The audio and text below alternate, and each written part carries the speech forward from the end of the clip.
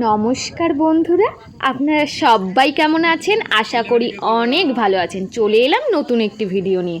আগে দেখিয়েছিলাম সুন্দরবনের প্রথম পর্বটি, এটি হলো সেকেন্ড পর্ব। এই যে দেখুন, একটা কুমির দেখতে দেখতে আমরা কিন্তু দুপুরের খাওয়া দাওয়াও শুরু করে দিয়েছিলাম। সুন্দরবনের এই যে পুরো গরম গরম খাওয়া, জলের মধ্যে বসে বসে, আর তার পাশে সুন্দর মনোরম দৃশ্য, পুরো চোখ জুড়িয়ে যায়। সবার কাছে শুনে নেওয়া যাক খাওয়া দাওয়াটা কেমন লাগলো। কেমন লাগছে তোমাদের খাওয়া দাওয়া? মশলাই খাবার দারুণ, একদম জলের উপর, নদীর উপর ভাসতে ভাসতে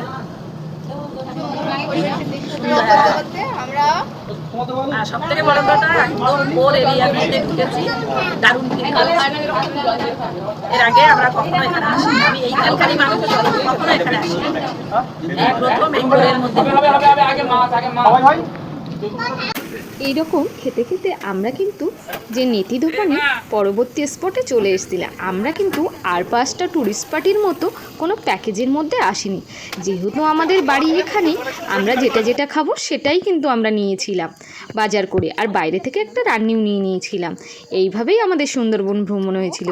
নেতা দোকানির ওয়াচ টাওয়ারের উপর থেকে দেখুন কতটা অপূর্বতম সুন্দর লাগছে, পুরো চোখ জুড়িয়ে যায়।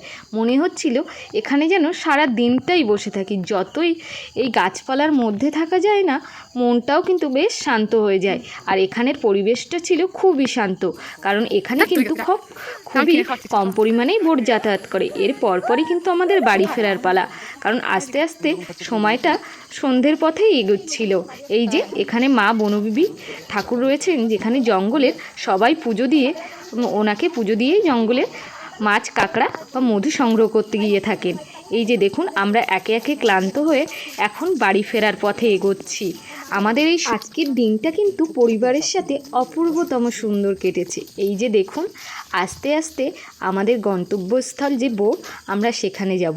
যাওয়ার আগে সবার একবার দেখার চেষ্টা, যদি বাঘ মামাকে দেখা যায়।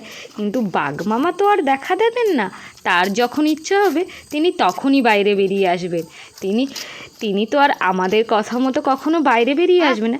তাই যাবার আগে সবার একবার চেষ্টা, যদি বাঘ মামাকে দেখতে পেতাম তাহলে হয়তো খুব ভালোই হতো। তবে এখানে বাঘ মামাকে দেখা কিন্তু অত সহজ নয়।